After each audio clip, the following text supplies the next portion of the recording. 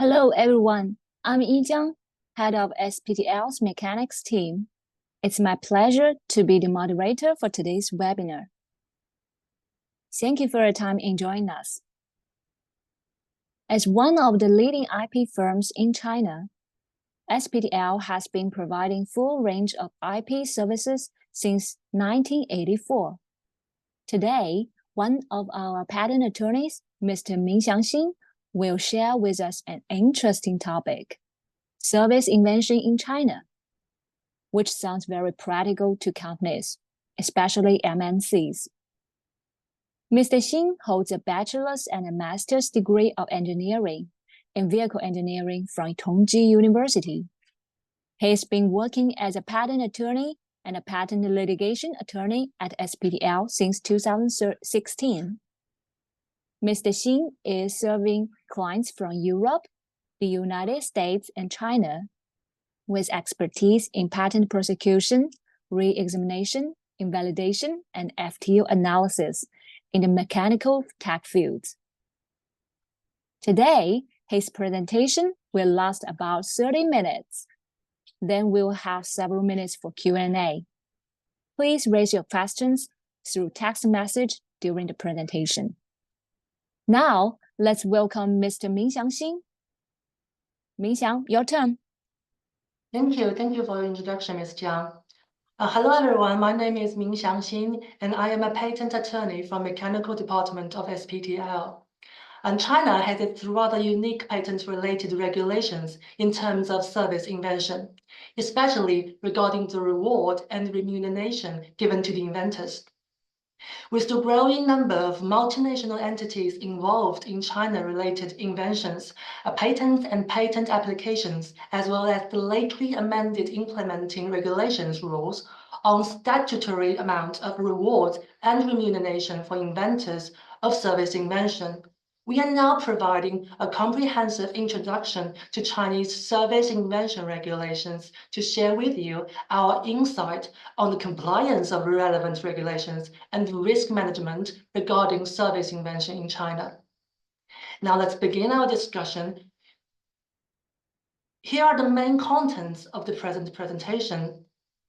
The presentation may be divided into three parts. The first part relates to the securing of the rights for patent of service inventions for the service company. The second part relates to the inventorship practice in China.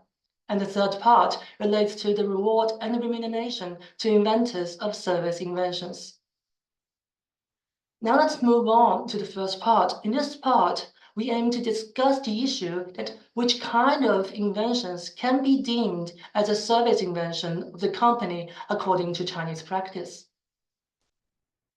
Basically, as the law prescribes, when there is no relevant agreement reached between the employer and the employee on the inventions during the service, there are mainly two conditions that are either required to assert an invention as a service invention. The first one is the invention shall be invented during the process of completion the task assigned by the employers. In other words, it has something to do with the inventor's own service duty.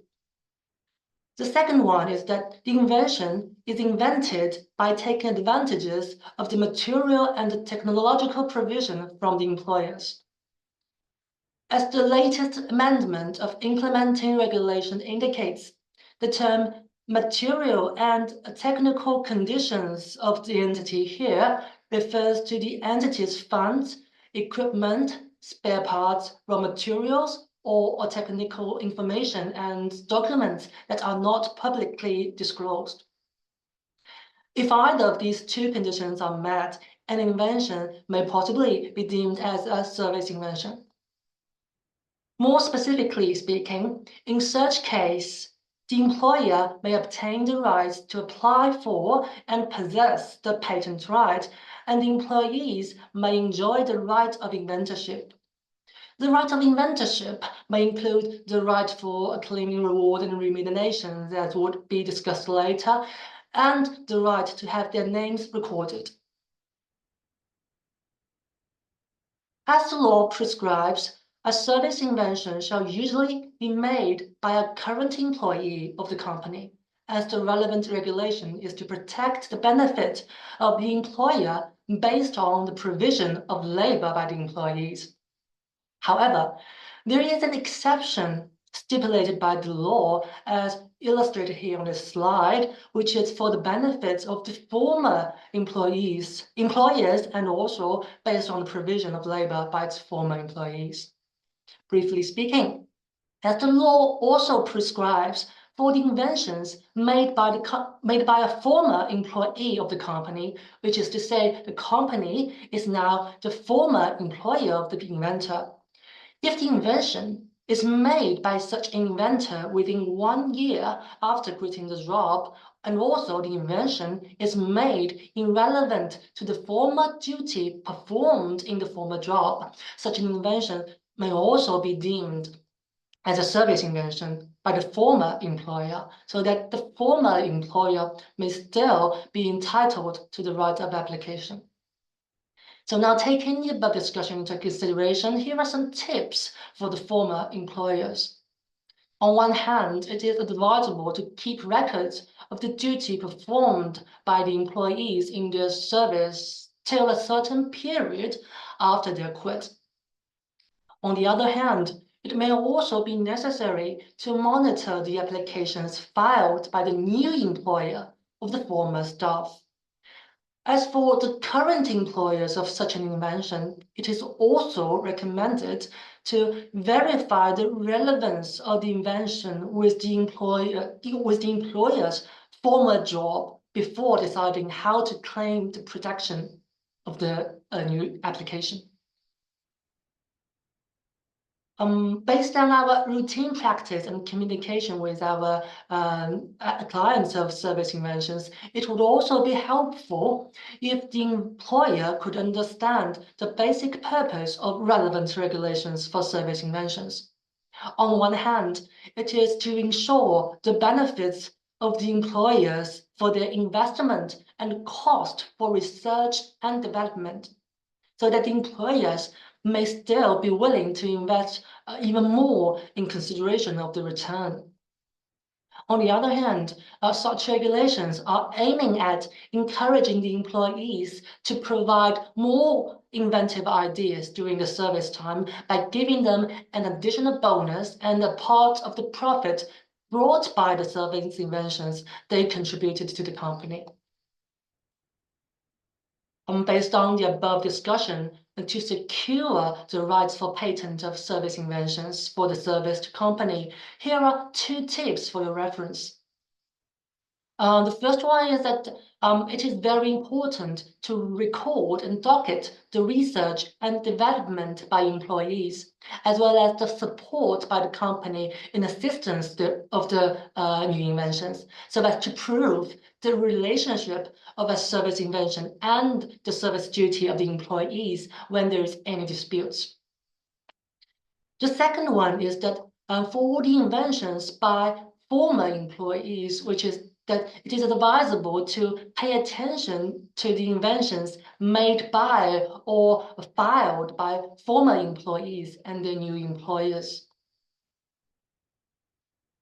Okay, that's all for the first part, and we mainly discussed that what can be deemed as a service invention according to Chinese practice. And now let's move on to the second part. In this part, we would make a brief introduction on the inventorship practice in China. The introduction in this part would also be directed to the commonly concerned issue by some of our clients. Firstly, we would like to clarify who can be called as an inventor. It is widely acknowledged that only those who make substantive contribution over prior art can be entitled as the inventor of an invention. Usually, such substantive contribution may be deemed as those part of the invention that contains substantive, distinctive technical features from prior art. And it shall be noted that usually the prior art can be deemed as the prior art known at the time of the invention and thus form the basis of the invention. From the above, it can be known that the inventorship is usually embodied as bibliographic data recorded in each application. As we all know, during subsequent prosecution after filing, the closest prior art may change, and the claimed protection scope may also change to reflect the distinctions, for example, over the closest prior art. And in such case, some inventors may not still have their contribution in the invention over the new prior art. In other words, their contributed features now becomes a part of the prior art. Some countries, like the United States, may require the applicant to record bibliographic change in such case. Otherwise, the improper inventorship records may affect the benefits of the patent right.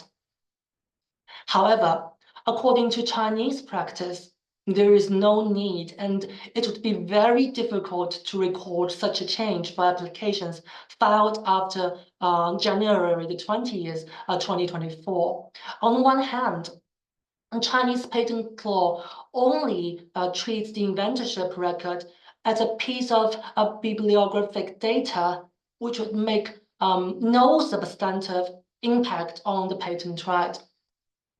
On the other hand, according to the latest amendment of the examination guideline, it may require the consent of the involved inventors or any effective settlement or judgment to record such a change, and is rather not cost-effective.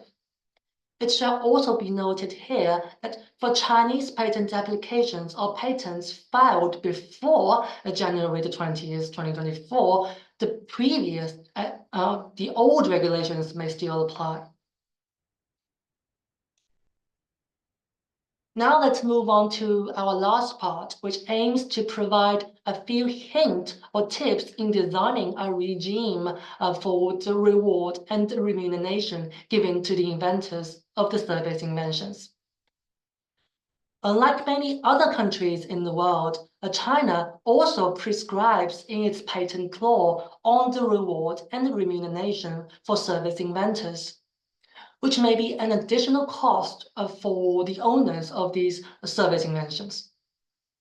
An appropriate regime package would not only help companies to realize a cost down in their patent establishment, but also would encourage their employees to contribute more of their creative labor during their service duty. Now, first of all, it may be helpful to clarify that it is the employee of the service inventor that shall pay the relevant rewards. When an applicant of the patent applications is not the employer of the service inventors, the employer shall bear in mind that there is cost to be paid at their end to their service inventors. And the main reason is that the service invention is determined based on the labor-service relationship between the employer and the employee at the time the invention is made. Also, the previously mentioned exception also applies here, which is to say the former employer of such service inventors made with 1 year after their ex-employees quitted still bears the responsibility to pay the rewards and remunerations. For the same reason, even if the service inventors quits the job after the filing of the service invention application, the former employer still needs to pay the reward and remuneration.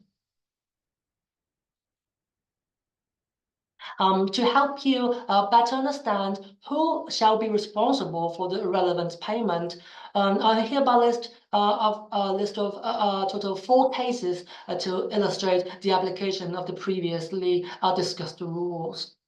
Now let's move on to the first case.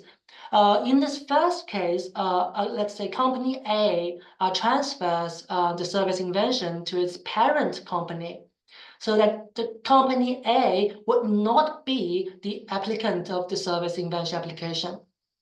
However, it is still a company A that shall bear the relevant payment to its service inventors. For the second case in this slide, company B transfers the service invention to the cooperating IP company. Similarly as the first case, regardless of any agreement between company B and its IP company, company B still has to ensure that its service inventors can receive the reward and the remuneration. Now, from the two cases in this slide, we can learn that the transfer of patent rights or rights for patent application would not change the subject that is responsible for the payment, the rewards, and remunerations. In any cases, it is always the employer that the service inventor shall looked for if there is any dispute on the reward and the remuneration payment. Let's move on with two more cases on this issue. And both of the two cases on this slide intends to illustrate that the employer cannot avoid the relevant payment by taking some controversial actions, let's say. In the third case now, company C has reached an agreement with its employee that the payment shall only be paid during the employment of the service inventors. However, as mentioned earlier, such agreement goes against the law and is invalid. And in this case, company C shall continue to pay the reward and remuneration to its former service inventors, even if the inventor is quitted or retired from the company. In the fourth case, company D applies its China-originated service inventions outside China, which is to say, such invention is made in China, or more specifically, the substantial part of the invention is completed in China. And in such cases have shown that company D, in this case, shall still pay rewards and remunerations to their service inventors for these China-originated service inventions, regardless of the fact that there is no Chinese patent or applications for these service inventions. To sum up for the above cases study, for those China-related inventions, the employers shall in any case pay their service inventors the proper rewards and remunerations. Now, after clarifying who is responsible to pay the rewards and remunerations, let's focus next on the amount of the payment. It is generally speaking, very suggested that the employer takes the initiative to reach an agreement with its employees on the payment of rewards and remunerations for service inventions. When there is agreement between the employee and the employer on rewards and remuneration of service inventions according to local practice, such an agreement would apply first. Usually, the employer may design a payment package or a regime according to their own commercial needs, which can help motivate their employees to make more and more essential service inventions. In such circumstances, the employer would have more freedom to set the amount of money or other type of property given to the employees as rewards and remunerations for their service inventions. Several cases have shown that when an agreement can be reached, the agreed amount and other type of equivalent property may be either higher or lower than that stipulated by law. In reaching such an agreement, the employers shall note that the specific procedure of obtaining such an agreement shall comply with relevant internal valid regulations of the company. And when there is any disputes raised on such agreements, the court would carry out an procedural examination on the obtaining of such an agreement. On the other hand, it is possible that there is no valid agreement between the employee and the employer when the employer needs to pay the reward and remuneration to the service inventor. If so, statutory stipulation would apply. It shall be noted here that there is a rise in statutory amount in the latest amendment of implementing regulations. Let's move on to the next slide for details on the rise of such payment. And the implementing regulations in 2023 of China patent law have made changes to the statutory amount of the one-time inventor's remuneration in case that no bilateral agreements or corporate regulations are in place.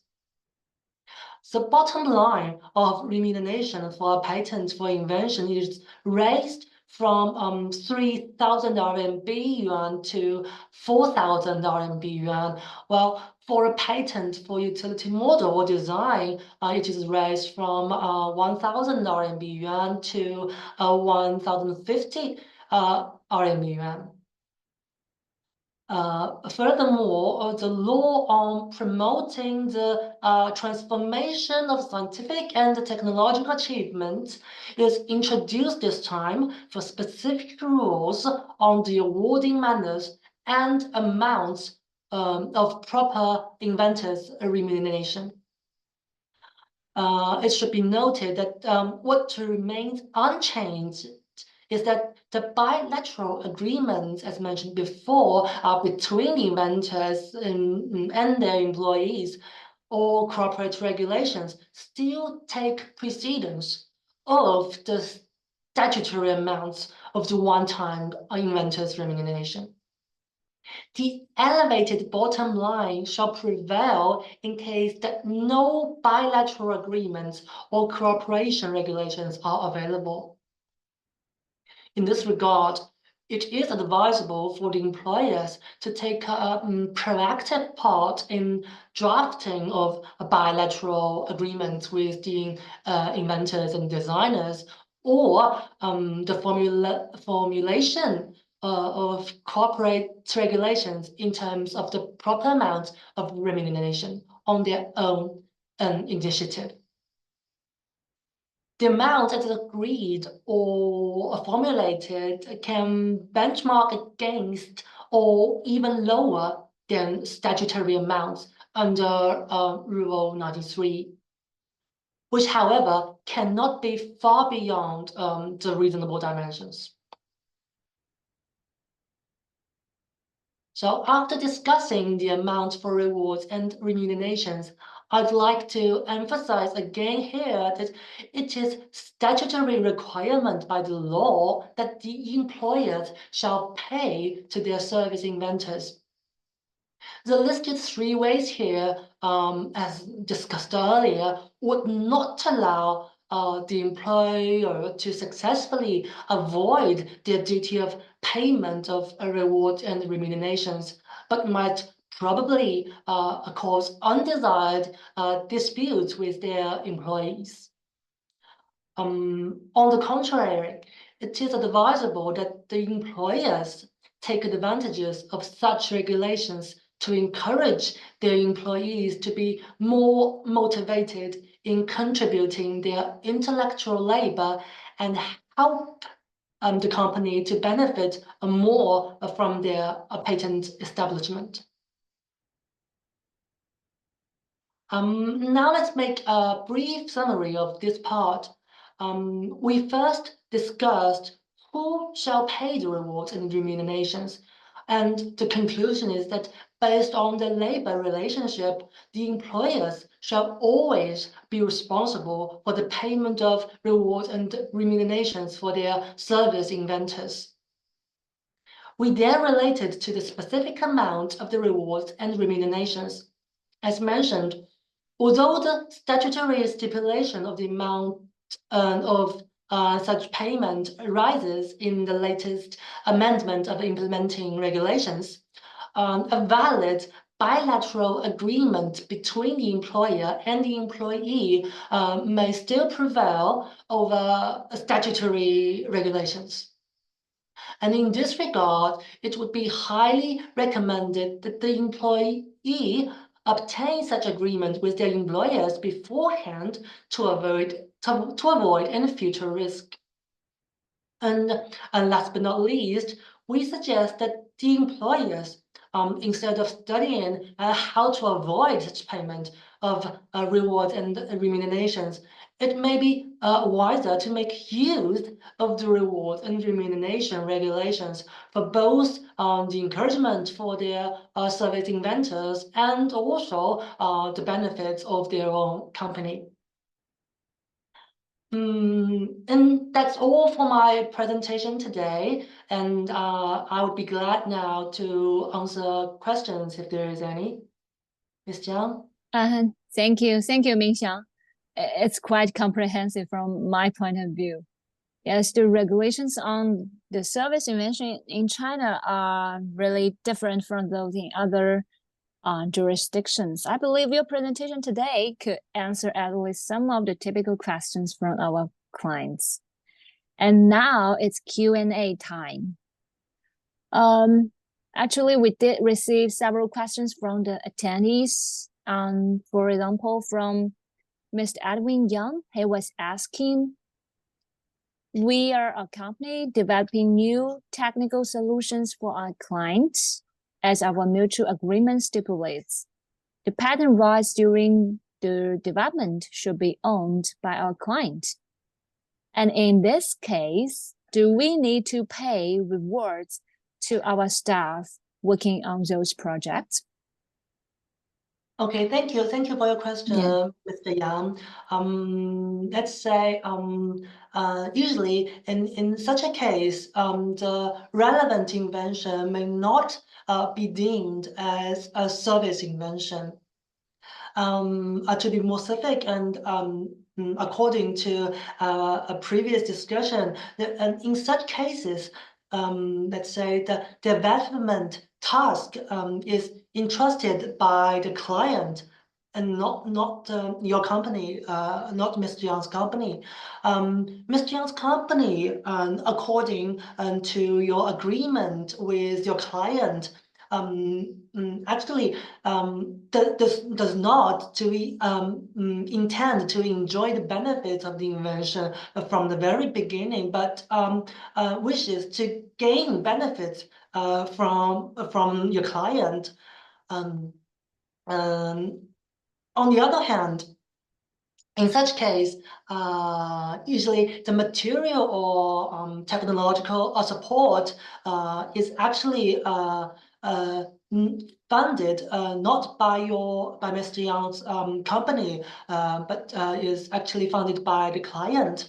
So that since such an invention may not be deemed as a service invention, there is no need to pay rewards and remunerations to your staff.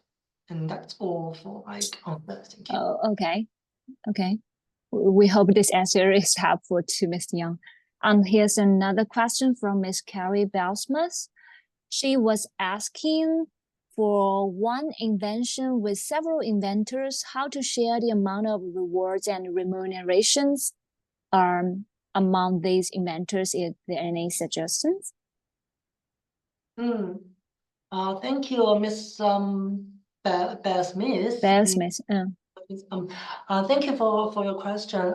Actually, to answer your question, let's first refer to the law, to the law regulations. As the law prescribes, the statutory lower limit for rewards and remunerations are actually directed for one inventions and not for one inventor. So that bearing this in mind, it is actually not necessary for the employer to practically interfere with the assignment of the such payment among the multiple inventors.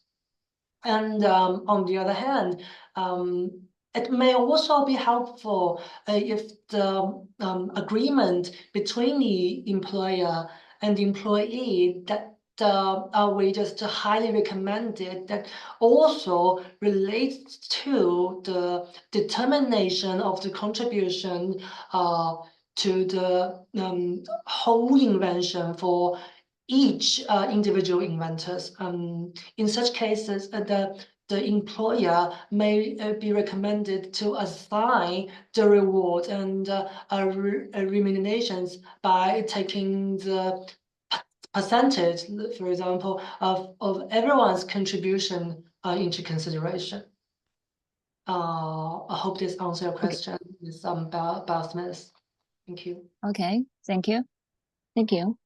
I think since today's topic is very closely related to the internal IP management in companies, I think situations might be different from one company to another. So if you have any specific questions under this topic, please feel free to contact Ming Xiangxin.